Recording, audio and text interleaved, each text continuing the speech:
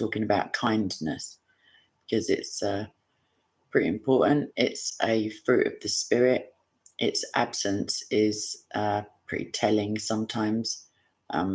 By their fruits you'll know them, etc. High comment warrior. So as a virtue, it is a fruit of the Holy Spirit. It is a personal quality that we are spiritually enabled to manifest, as it were. It enables us to be sensitive to the needs of others. That's pretty important, the way the world is going, and even if it wasn't going that way, it's still pretty important. Hi, Tyler. And as a result of being able to take the needs of others into account, we are then able and blessed with the motivation potentially to endeavour to meet those needs. That's an odd noise for this time of the night. It is, hello, arm of God, it's the quality, it's, how do I want to put this? It's not one's behaviour necessarily, although of course that's like a good indicator. However, because of the subjectivity of, I'm going too long wordy, because it's subjective, because we're unable to actually see into other people's heads, as it were, because we're not God, you know, depending on, that's why it's best to be kind, because we don't know other people's struggles. We don't know what they're going through. We don't know. We just don't know unless they tell us. And oftentimes with human beings, love them when they're far away mostly. Yeah, we don't know. So it's best to be kind, because it's a blessing to be a blessing. And why would you want to be other than kind? That's rhetorical anyway. So it's the quality of one's being, is what I'm trying to get at, as opposed to, but can incorporate one's behaviour. And this status quo makes kindness a personal virtue. It's not just an action. It's not just, hi Simon, it's not just doing something for somebody else. It's closely related, I guess, to altruism, in as much as it's very easy to manipulate people with kindness, and not the fruit of the spirit, but just, you know, the illusion of kindness. It's an unselfish act, although it is lovely to be loved. I'm reliably informed. Yeah, we do it because it's the right thing to do, and it's the good thing to do, and we're to be a light to others, to non-believers. The world is pretty dark. I'm not just saying because it's the middle of the night. It's just wild out there. I don't know how much attention you pay to what is going on, but that's my mantra anyway. So truly kind people are probably not very well known, in actual fact. I mean, there are exceptions to the rule. I just thought of a couple. There are people who become well known because of their kindness, but in terms of philanthropy, etc., if somebody's, it doesn't mean you can't be kind if you're a multi-millionaire, but the fact is that you have an additional pressure and a spotlight on your behavior, and possibly, most probably, a reason to engender, like to want to manipulate people into liking you because of whatever reasons they are. But true kindness is most probably demonstrated quietly. There's no real fanfare when you... I was given a task not that long ago, because I'm not that old, but a long time ago. It wasn't in a galaxy far, far away. It was like, yeah, it was in England. And the task was to do something kind for somebody without them finding out. And it took me ages to get, just to wrap my head around it. Like, how will they know? Like, you can't, it's not as easy as it sounds. Yeah, to do something nice for somebody, an act of kindness without them finding out, was a conundrum for me anyway. I found a way in the end, but that's besides the point. One of the, I won't say most well known, but among us, as it were, the story of the Good Samaritan, which is in the book of Luke, and it's chapter 10, 25 through 37, or 25 to 37 if you speak English properly. So he used the term neighbour whilst relaying this story to us within his gospel. The Samaritan in the story, was a kind man, or his actions were kind. His actions were selfless. Selflessness is usually a far firmer basis for kindness than any form of emotional need, because, as Lewis speaks about, some loves are need loves. We need to be needed, and we love being loved, no matter how socially awkward or introverted or extroverted, or, at our core, the first real peace, I guess, that we, other than our Christian walk, experience is as a child, and hopefully, please God, your childhood also was like the safety and kindness of your mother, at least. That's what's the word I'm going to look for? That's a blueprint for feeling safe and cared for and loved. So we seek to replicate that in one way or another in our relationships, and we also seek out negative behaviours to try to rectify past familial relationships. If we have siblings, that may well be the case for a long time. Either way, back to the Samaritan. You may remember, best-selling book. He saw the victim of I don't want to say street robbery, a highway robbery, I guess. And the victim was lying on the road to Jericho by the side of the road. And this man could have just carried on walking, could have, most likely. I saw a story today where a woman was beaten in Hyde Park, which is where Speaker's Corner is, for anybody who doesn't know. There was a rally, I won't say what it was for, but there were many, many, many people there. And she was jumped on and battered by some dude, and people were basically just allowing it to happen. One lady was kind of tugging at his jacket, and other people were laughing, people were filming it, and he wasn't joking. He was like banging her right in the face, as it were. There's a thing called bystander apathy, and this is in relation, I guess, to the Good Samaritan. The bystander apathy is that the more people, like, it seems counterintuitive, but the more people witness something bad, somebody being made into a victim, as it were, the less likely anyone is to do anything about it, because everybody looks for social clues to the people standing around. And if nobody looks as if they're about to intervene, then there's been some pretty big psychological studies on it, and it's a well-known phenomenon. People just stand by and allow the most horrific things to happen. Either way, on the road to Jericho, this guy said no. He wasn't a Cockney. He probably didn't put a P in his no either. The point is, he stuck him on his donkey, which is obviously the equivalent of letting him get into a car or whatever. Took him to an inn. And not only that, he didn't only take him away from the scene of the crime. He didn't only ensure his safety by taking him to a building, but he paid for his care and for his lodging, i.e. got him a room, as it were. And that's so there you go. So kindness is not only, it's a selfless act of giving.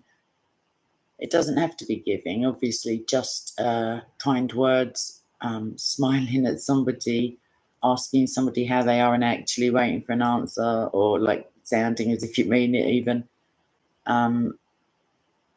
Prayer for people who don't know they're being prayed for. That was how I got around my conundrum. There's loads of things. It's not ever really financial. I mean, in this story, certainly it was. So usually, trying to think of counter examples, usually it's a bit like love. The more you practice it, the better you are, like, regardless of the beneficial repercussions on other people.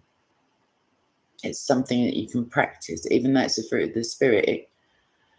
The fruits of the spirit are tricky in as much as theologically it's correct to assert that we don't do the good works. It's the spirit working through us. We just get out of the way long enough. But the more time proceeds with the indwelling of the Holy Spirit, the reason you will know them by their fruits is because you will know the absence or presence of the Holy Spirit within them. That's not to say, obviously, people suffer with depression and anxiety and things that make them withdraw from the world. But on their average day, as it were, somebody who has the Holy Spirit will at least stop short of cruelty, at least feel convicted if they are not kind when the opportunity arises. And that doesn't mean the person who needs the kindness ever knows that inner dialogue was going on, but certainly you'll get a nudge, as it were, and you'll get that feeling of, oh no, why didn't I do anything? Or I usually get it after my mouth has been moving for some time. I get the, oh, shut up, Kay, shut up. And it takes, I don't know, 20 minutes. I think I put it down to a fine art now. And then the anger dissipates. And then, because the converse of being unkind is a whole, it's a whole separate arena that some of us can become pretty professional at. Like, it's very easy. It's so easy that it's a little bit worrying in as much as sometimes I have an inner, I was going to say monologue, it's more of a dialogue really, but yeah, I have a voice. I have a part of me that is almost 24 hours a day ready for that kind of stuff, but then there is a quieter part that screams, shut up, don't do it, or go, like, just cease and desist. But that voice gets drowned out for about 20 minutes and then we're all good to go again. So the virtue, let's stop doing an analysis of my psychology. The virtue can be something as small as I don't know, opening a door for an elderly person who's assistance. Actually, I haven't seen him lately. There's I was just thinking, there's a man I often help across the street who's blind. Haven't seen him for a while. I mean, obviously he hasn't seen me, but that's a silly joke. Either way, kindness is not always the easiest option, and it's not always the one. In the case of, for example, a mother maybe chastising her child, or it can appear that to the child at least, it can appear that the kind thing would be to let them stay out until midnight and give them additional money and not bother taking a phone number of where they're going, and that would, to them, that's the kind thing. But in actual fact, the kindness is ensuring their safety. So it's not about what's acceptable to other people. I mean, I don't mean be kind to people whether they want it or not. Taking their cigarettes away from them, for example, which is what my little sister used to think was a kindness to me. Either way, writing to somebody, I was talking to my mother about it today. Writing, taking the time, especially nowadays, to actually use snail mail and a pen and a paper and a stamp, and writing to somebody, not because, like, for no reason other than you want them to know they're being thought of and maybe ask how they are, etc. I like it anyway. Thoughtfulness, I think, is key. Like, the smallest acts of kindness, I was saying it in the community post the other day, can literally change somebody's day, and by implication it can change their life. It doesn't, and again, I'm not talking about giving people lots of money or life-changing stuff, but that small thing can have also outward repercussions in terms of they may feel more able to be kind to someone else, and certainly can pay it forward, because I would I would pray, actually. I really hope it's not the case that I'm wrong. But I would assume that everybody who chat and who watches this video will be able to call to mind, even if their memory is terrible, with some prompting after a bit of time, a time when they've been touched by the kindness of somebody else. And usually strangers like slots into that sentence because it's even more seemingly unmerited when we receive the kindness of strangers. And that ties into Christ, because although he is not ashamed to call us brothers and sisters, we come into that familial relationship with him, spoiler alert, on the back of the biggest act of kindness that has ever been performed, like the crucifixion and resurrection. So, where was I going? Because I just veered wildly away. The value, where's my water? The value, like I say, it can, Lewis talks about, excuse me, Lewis talks about the ramifications of our speech. And that gave me like a massive pause for thought the first time I ever read it, because, like I say, I can potentially stop people at 10 paces with one lash of the tongue if, well, hopefully not nowadays, but anyway, the point is what he spoke about was he said that if you could see, if you were outside of time, I guess he didn't say that, but I just thought of like a God's eye view of it. If you could see the end result of a person's mortal existence, i.e., they're either hellbound or they are saved. If we could see the impact that our words, unkind or kind, can have on them, he said that if we could see the creatures, as it were, that they are to become, each person in a, I don't know, sliding doors kind of way, is either saved or not at any given point throughout their life. So if our words have effects, which certainly they do, otherwise I wouldn't be sitting here talking to you. If we're our kind words, he said, if we could see them in their heavenly glory, as it were, we would be tempted to worship them. And yet again, if we're unkind, because words are the most powerful thing. The Bible attests to it. And it speaks of bridling your tongue. Christ, of course, is slightly different with the two-edged sword. But I'm trying to check my memory. I think I can safely say that the most hurt I have ever been, and I mean, like emotional pain, as I'm sure anyone who's been bereaved or heartbroken knows, it has a physical manifestation. Like you feel either unbearable pain, and then you feel the numbness and you think, oh, what relief, there's no pain. But the numbness is painful as well. The numbness is just like it's like a small death. I don't know how to explain it. Where am I going with this? Where are you going with this, Kay? Pain, yes. Kindness, right. So words, thank you. Words have the ability to lift people up. I saw a video recently, one of those 2-minute vids, and the person was just driving around giving out random compliments. To be fair, some of them were a stretch, but that's not the issue. The point is, if you'd have seen like the brightness on the people who had been complimented, like you could see that their whole demeanor has changed and that it had really cheered them. And most definitely they would have gone and told somebody about that day, or in my estimation, they would have.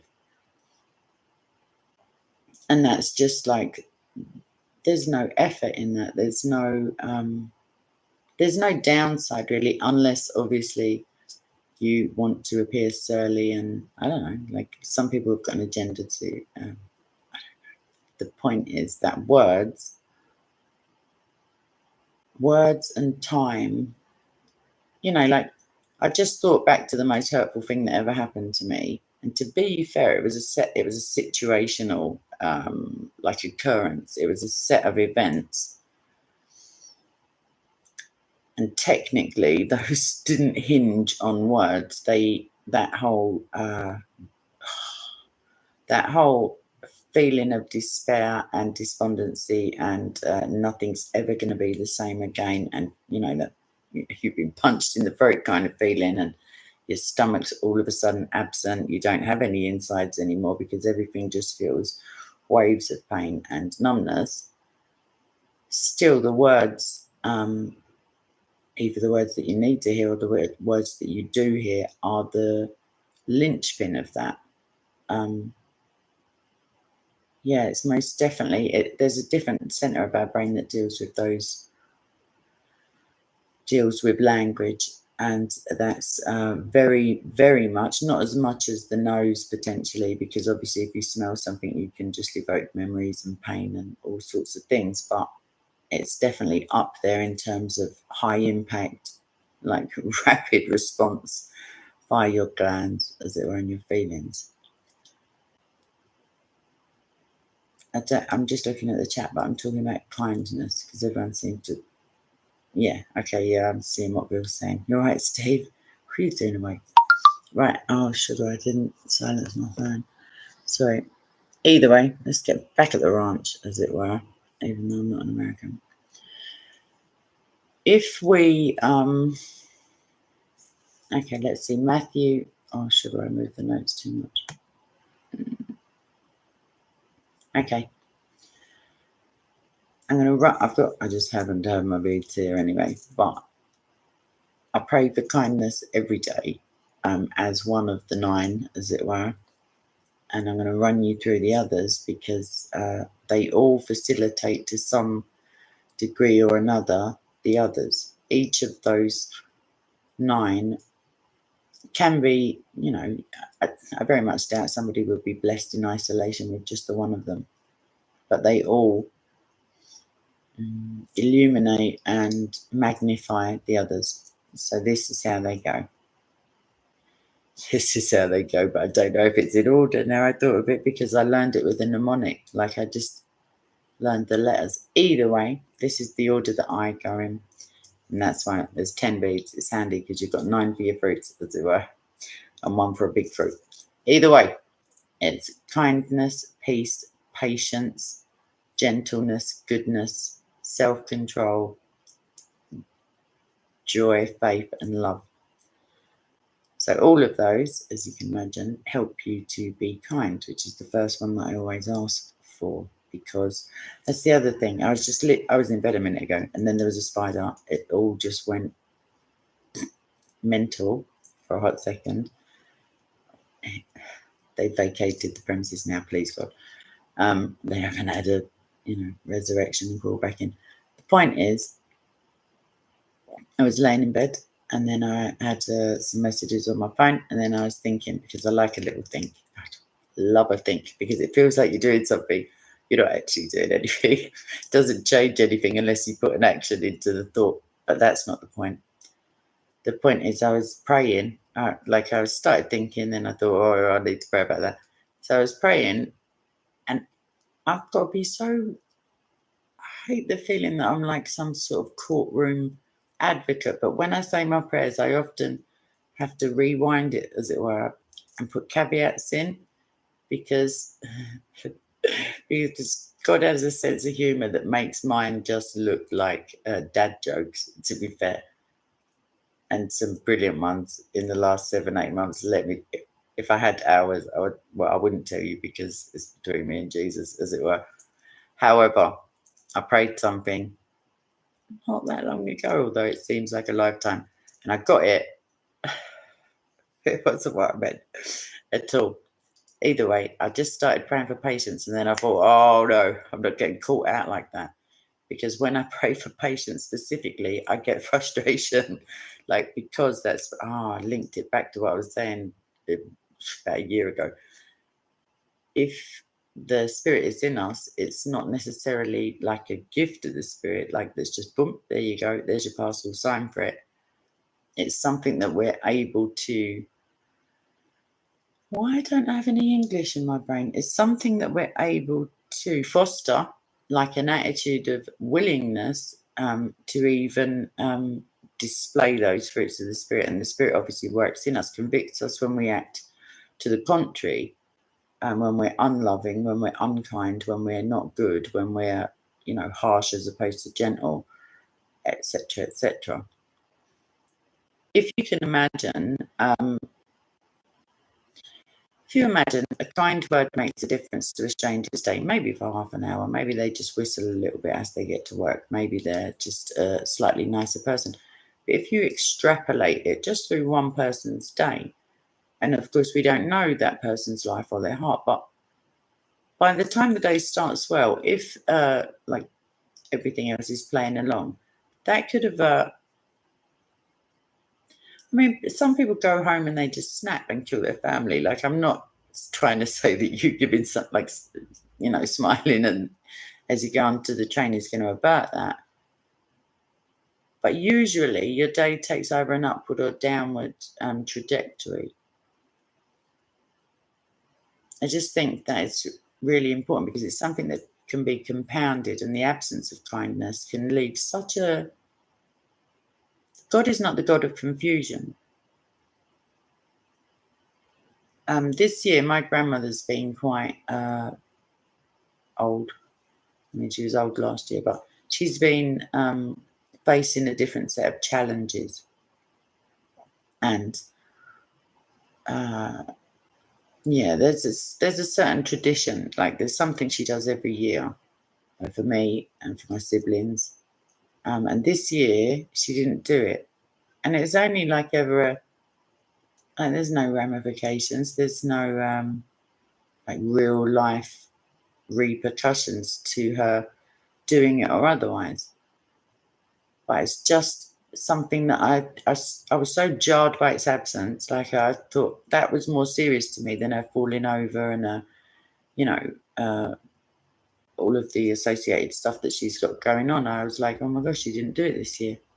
And it was just like, I felt, I can't explain that, like bereft. And it's the smallest thing that she's done since I was a child.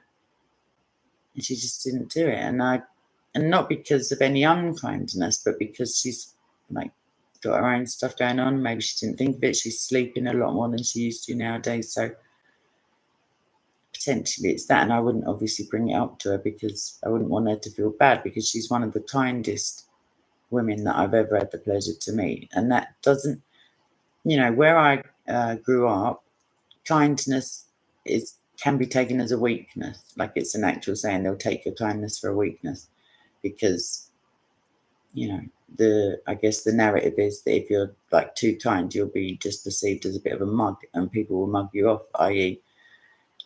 extract the urine, take the Michael. So it's not the case though, because my nan is I think the strongest woman I've ever met, like in terms of moral fibre and backbone and keeping her word and being like just staunchly like amazing. I don't know how to put it.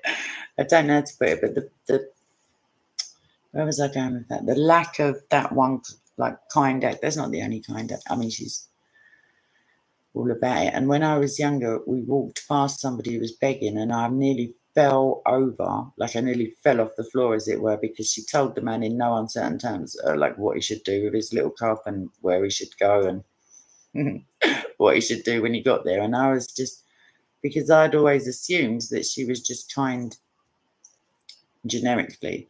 I didn't realise it was reserved for people that she loved, and she had no reason to love that guy because, I don't know, whatever. I think he was a bit of a charlatan. The point is, the absence of that kind act affected me more than I thought. Well, just considering it now. It affected me in this way. It made me feel not less loved, but less considered, and feeling that we are considered. Like, feeling loved is one thing. Feeling love is actually not related to being loved. We can be as loved as you like, and if you don't feel it, most of the benefit of that transaction is missing. And that's like the monkey experiment with the ones who feel loved are almost on a par with the ones who are loved, but such a massive chasm between those two groups and the ones who receive no maternal stimulation, no love, as it were. So as a result of not receiving this action, having this thing happen, that then had, now I'm only just thinking it out loud, that had repercussions on people that I love, because then I was a little more sensitive to, I was about to go well dramatic then, like neglect. No. I was more sensitive to not being considered. And that's why it's subjective. Kindness is subjective. I can think to myself, I'm being jolly kind over here doing this X, Y, Z, all the thing, whatever things I do. Because throughout the day, every day, without fail, 365 days a year, I am blessed with the, I won't say responsibility, but people feel able to talk to me. They feel that I am someone who they can ask for help, which is lovely. Not always lovely, that's a fib.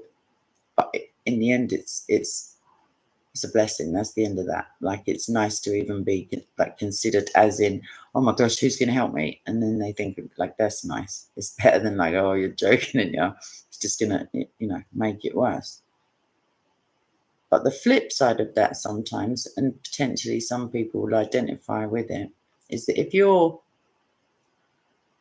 it's like, who cares for the carer? Who loves the one who loves the most? Because if you're busy, not trying to fix people, that's the wrong way to look at it. If you are proactive in terms of kindness, oftentimes you'll be overlooked when it comes to people. Like, people are grateful. That's nice, because you're not doing it for their gratitude. You're doing it because it's the right thing to do, and it's a kindness, and it makes you a better person. It makes your indwelling of the Holy Spirit more solidified. That's not even the right, I don't know what I'm talking about. I do. It means it's more ingrained or something like that. Practice makes perfect. Obviously, none of us are perfect. But the ramifications, spread out to others. And because we don't know the trials and tribulations and battles and struggles and, I don't know, anniversaries, for example. Like, I've got a few now because of people passing away. But I would confidently say that I'm slightly less, what's the word? Serene on those days. I'm very rarely serene, let's have it right. But I do have moments of tranquility and long moments of happiness. Less recently, I've just had some little ups and downs and sideways. But for quite a while, like I always wake up happy. Over the weekend, I had a couple of days off, as it were, and I had some of the most excruciating pain I've ever felt, because my brain went, "Oh, we're doing this now," and then just skated off into catastrophe, like into anxiety, I guess, but just projecting forward, things like concerns about my grandmother and about relationships and about, like, once you let one in, it's just all over bar the sweeping up. You might as well just take to your bed. Joking. Well, I did. Point is, kindness doesn't cost anyone anything if you're, financially minded, and it makes, like, think of it, it just makes the world a better place, even if that world is restricted to your own household or your own street or your own, locality. What's the alternative? Like, the alternative is being a bit of a dick, and I'm quite good at that. I don't know about you. If you've had years of practice without Jesus, as it were, then you probably are. And I'm very, I don't want to say never, because that might be a fib and my memory is terrible. But I know that I could count on one hand the times I've regretted kindness. And I've got a list as long as your arm of, the unkind words that I've said and the things that I'll never be able to take back. And some of the people I couldn't even attempt to make amends because they're not here anymore, because people, quite irritatingly, keep dying. I don't know if I mentioned it. Don't die, by the way, if you're watching. If you can help it, please. Thanks. Lots of love, etc. Am I running out of things to say about kindness? Is Kay running out of things to say? Lol. Oh, what a joke. If you know somebody is already kind and you don't feel like, sometimes humility, oh, it's a curse. I'm only joking. Sometimes you may be the kindest person somebody knows, but you think of obviously somebody else as an archetype of kindness in your life, or like just. I mean, it's a lovely accolade, really, to be thought of as kind. But if you do know somebody who's kind, even saying thank you, like, is a blessing to them, and it's heartening. Like, there are people who, for zero monies. I'm thinking of one lady I know who goes and runs it's not called a soup kitchen because I think that's probably old fashioned. It's like a food bank. She doesn't get paid, and it's stressful. I watch, like, I've helped out, and you know, it's a lot of, like, intense pressure for the couple of hours that she's like a public facing, as it were. And then there's moving all the stock and collecting it from different restaurants and putting it where it needs to be, and etc. But she does it cheerfully. And I mean, now I've seen her have a little meltdown once, but she doesn't have to do it. And it's totally, altruistic. She doesn't get anything from doing it other than the blessing and the joy, which is another fruit of the spirit that you get from making somebody's life a little bit easier. Because I don't know if you've heard, but Satan and wickedness are running this ship, like literally under the dominion of wickedness. That's the Bible, not me talking. So really, you could think of it as psyops. You could think of it as, being in enemy-controlled territory and going against the war machine, if you want to. Or you can think of it as holding a door open for an old lady, because why not? Like, the thing to, when we see each other as obstacles, like when I often, like, if you're in London, if you've ever been on the tube, or if you ever, every Sunday, if you go down certain streets in the West End of London, they're very tourist heavy, bless them. However, they just congregate in the middle of the pavement / sidewalk, whatever length, like whatever version of English you have. And they're just so touristy. And you're trying to get somewhere. And don't you know how, like, you're quite important, obviously, in this scenario. But they just stop and they just, like, they're just looking at, like, that's uncharitable. The point is, you don't have to stab them. That's not the point. What was the point? I've forgotten. Hang on a minute. Wait. Where was I going with that? Sugar, I can't leave it there. Don't stab them. That doesn't sound right, even to my ears at this time of the morning. Shucks, I'm going to come back to that one. No, I can't think of it. How awful. Okay, let's get back to thanking somebody who's kind in your life. Pray for discernment that you'll be able to tell. Because, like I said about, like, holstering your tongue, as it were. Sorry, I just said the most ridiculous mental image. When I know I should be doing it, I find it difficult. I haven't got time to be unkind. I literally haven't got time. I could reel off a list of names, not all of them you would know. Some of them you may, like if you were lucky enough to meet these people, who are unavailable for life, like, anymore. That's it. Like, done. Finito.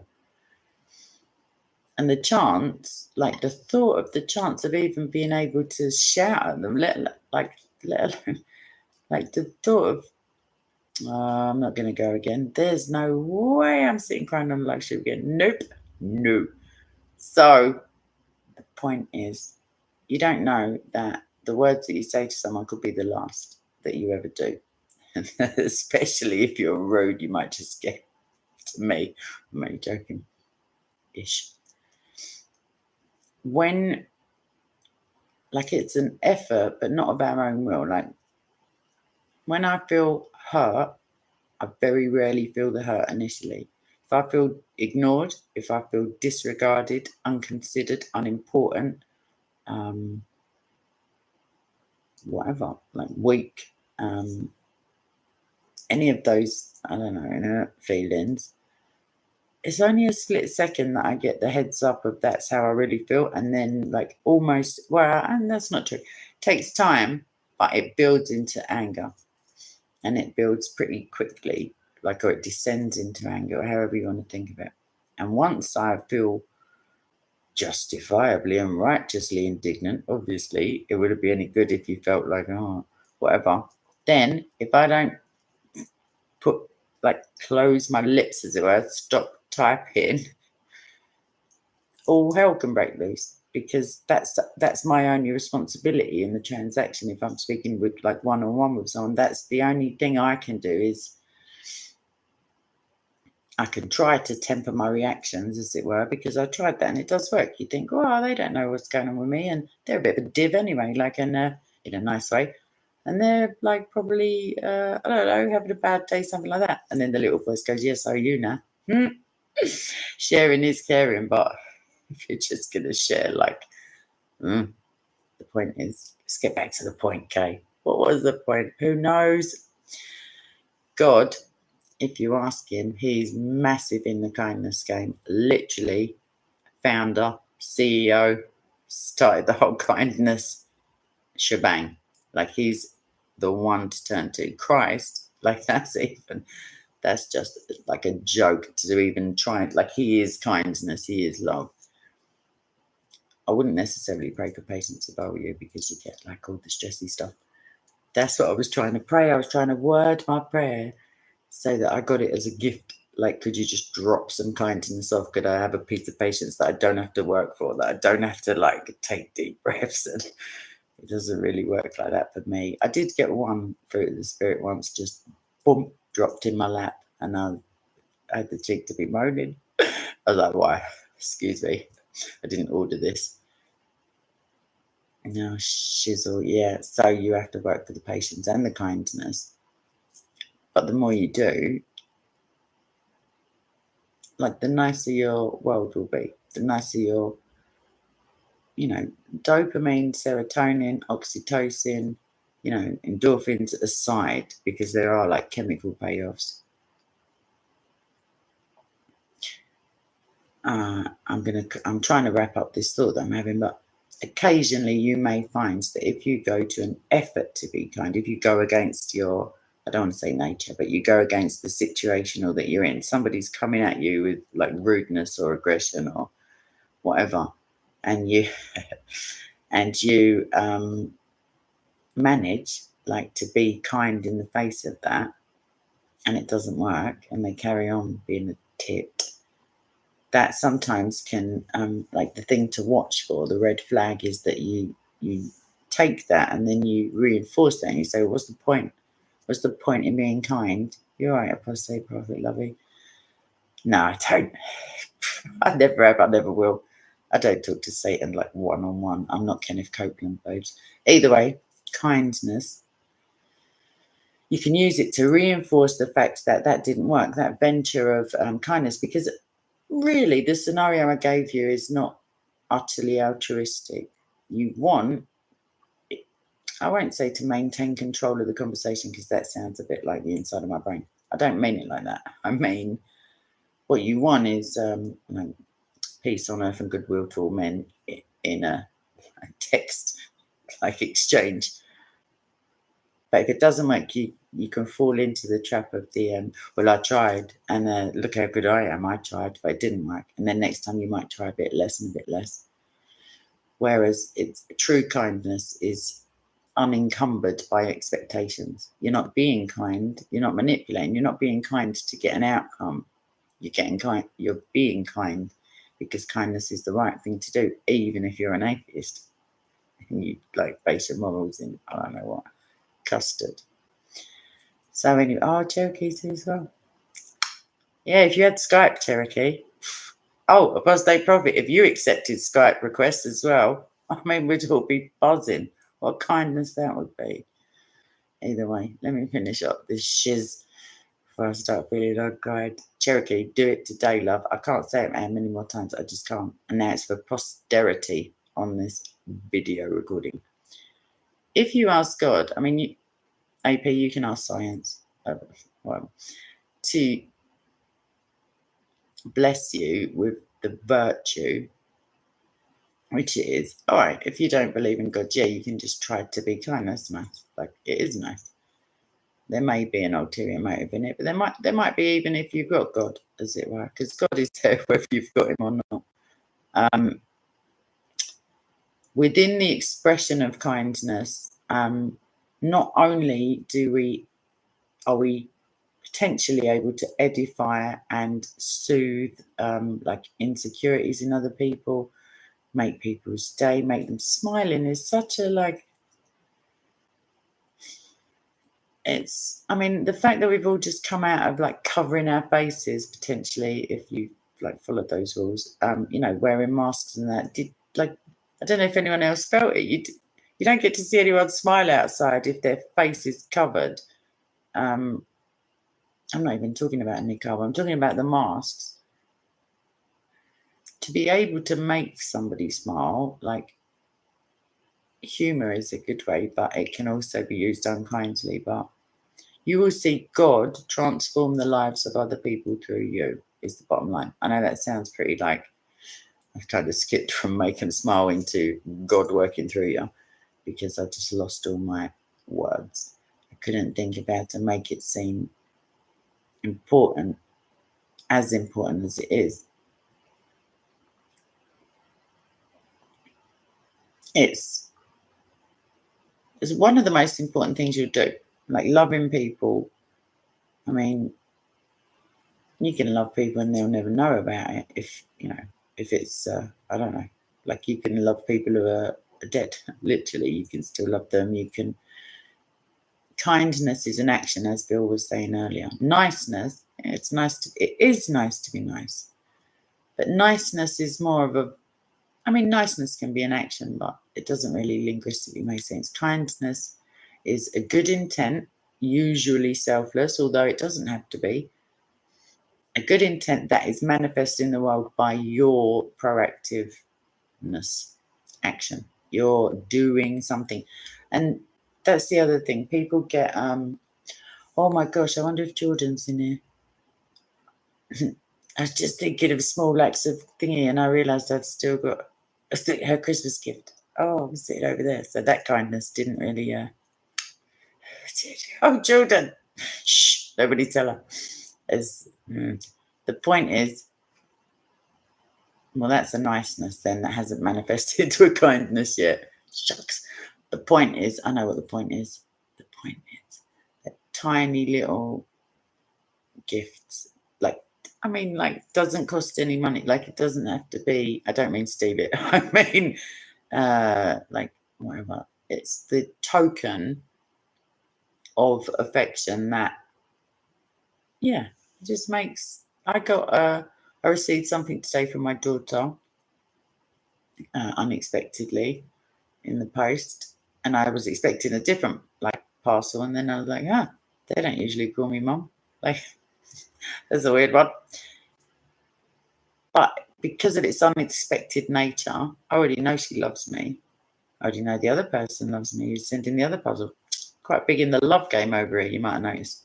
The point is, there is no real downside. Like, if you're making somebody smile, that releases all sorts of like endorphins and stuff. And it's pretty infectious as well. I don't know if you've ever seen any of those viral videos where someone just goes onto the subway and just starts laughing.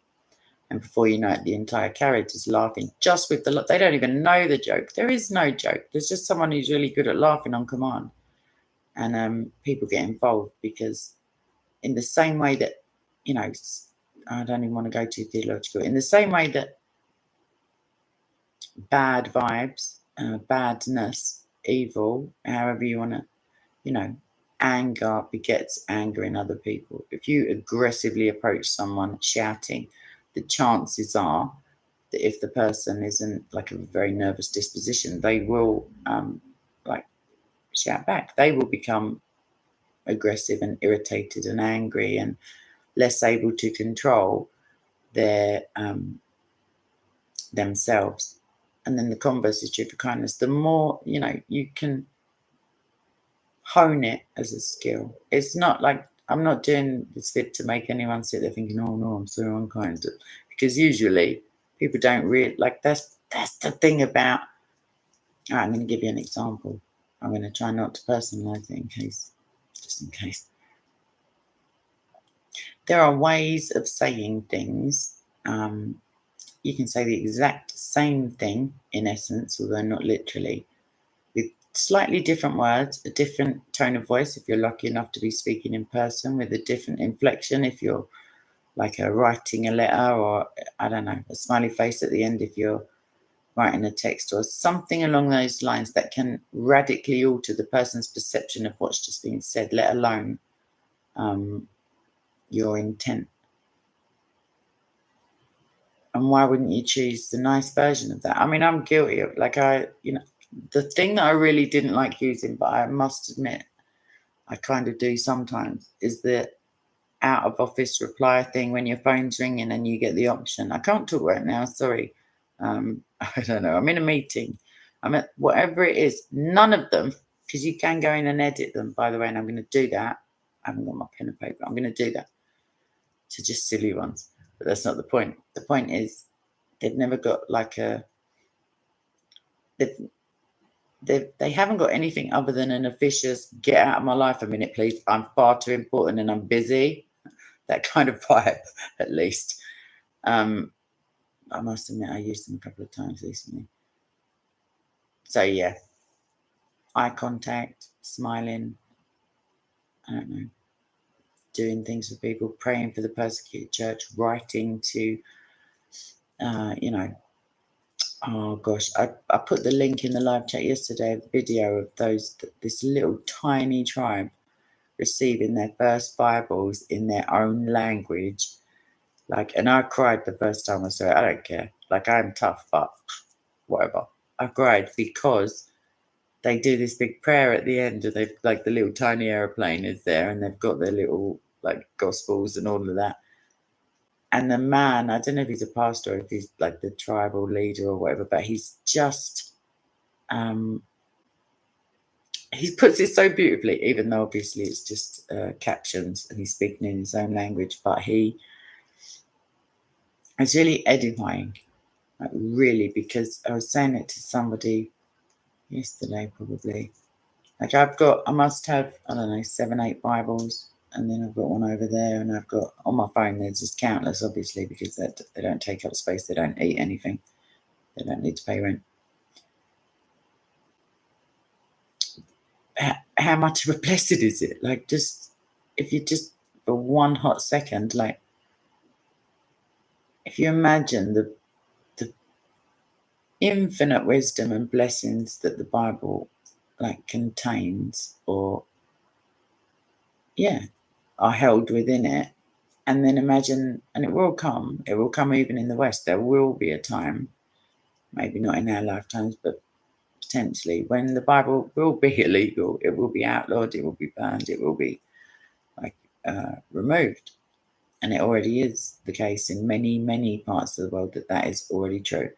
The first video I ever saw, because I was considering, even when I went to Canada recently, I'm not going to go into the details because I'm going back to Canada, so I'm not going to even. The point is, I ended up having a conversation with a pastor, somebody, and I agreed, and I wanted, I started trying to look into it, in as much as the Bible's absolutely clear, don't steal, don't go against the laws of the country that you're in.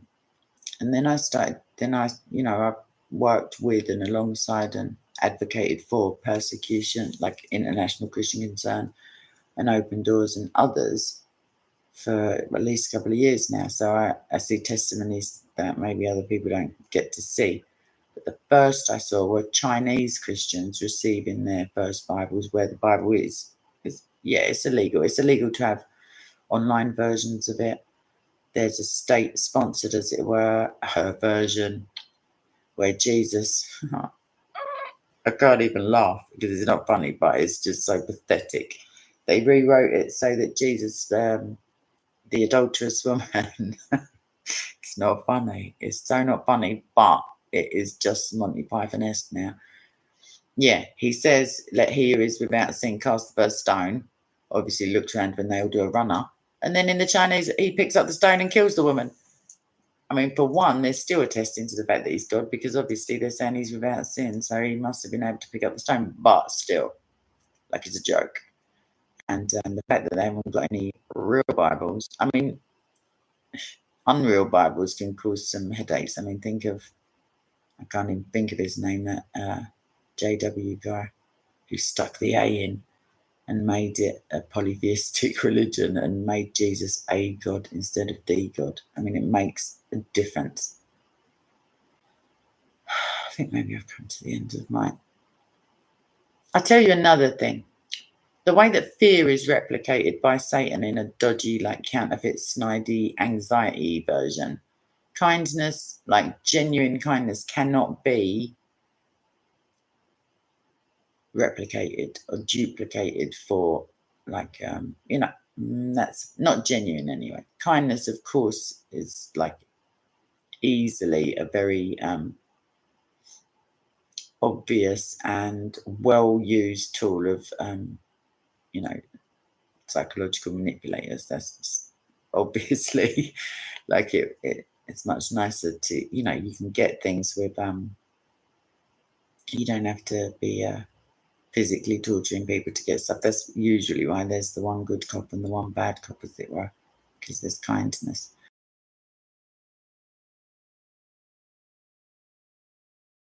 Darana nyundi yubuda abna gigip memero. Dara memero kum. Pok yornang na nyundi gereja amulatlam siyang wenena. Memero buku wenena out kemelama. Do wene ani si ani yak lem la buka nyunda be elu lama. Pok memero kum ni amulatlam siyang wenena. Oi nyunda be ket sepo. Seni lima po. Sumni ni wenena nyundi yubu nisin. Mati yut sampe wahyu. Gigip tanggal wenena. Wala yoksimna. Igin kum kiaman.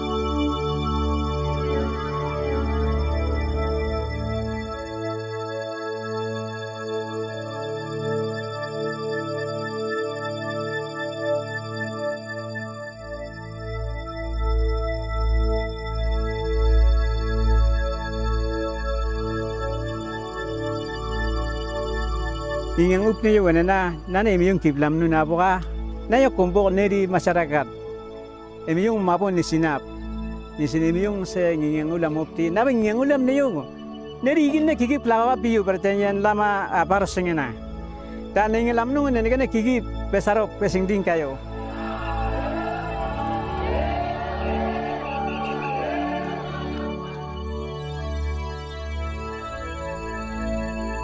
Ane meyong du nak but na ane tot siwa nun ngi yang op sir nun du alkitab do wapti ambusun ba nun di buta to bite meyong di yula rob ni sinan nun di buta pa nun na nyang tanga di topak sigane sonimi ane sonimi na imyong di yubu gimya libura ay memero ba ange nun di sari do bipki wenena nun di mabo mok mabak dep sipa tinun mal rol yungu gop sumak do gop wenena nun di yubura ay nene ke salba hepto Tinu di mabak dot sipa, sik tina sik telim sik mabak anege, ombata balam sik ba, sigat nunap nason imasak winggap sembia sik ba pengingang.